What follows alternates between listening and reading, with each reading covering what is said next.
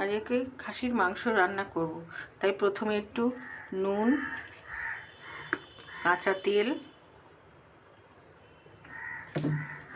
একটু হলুদ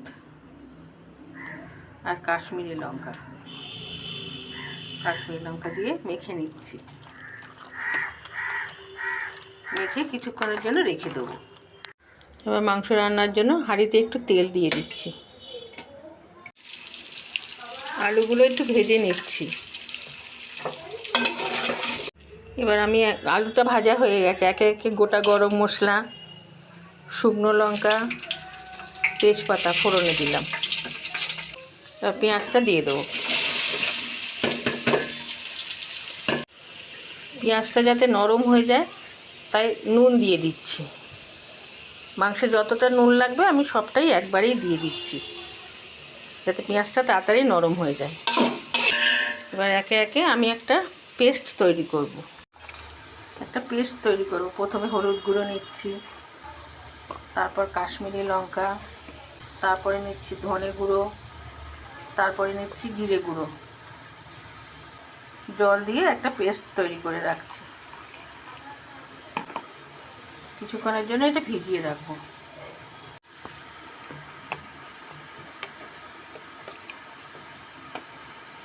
পেঁয়াজটা একটু নরম হয়ে গেছে। এবার আমি আদা বাটা দিচ্ছি, রসুন বাটা দিচ্ছি। এই মশলাটা একটু কষে নেব। নিয়ে তৈরি করে রাখা মশলাটা দিয়ে দিচ্ছি। মিট মশলা দিয়ে মশলাটা ভালো করে কষিয়ে দিয়ে দেবো সামান্য একটু চিনি।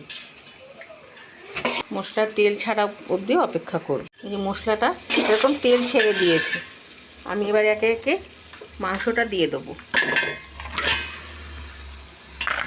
মাংসটা দিয়ে একটু নেড়ে নেব। এবার মাংসটাকে ভালো করে কষিয়ে নেব।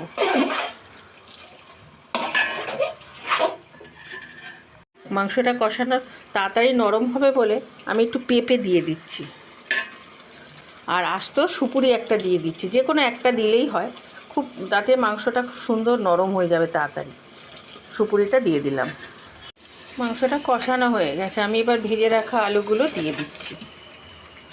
আমি আগে থেকে একটা বাটিতে গরম জল বসিয়ে রেখেছিলাম, একটু গরম জল দিয়ে দিচ্ছি।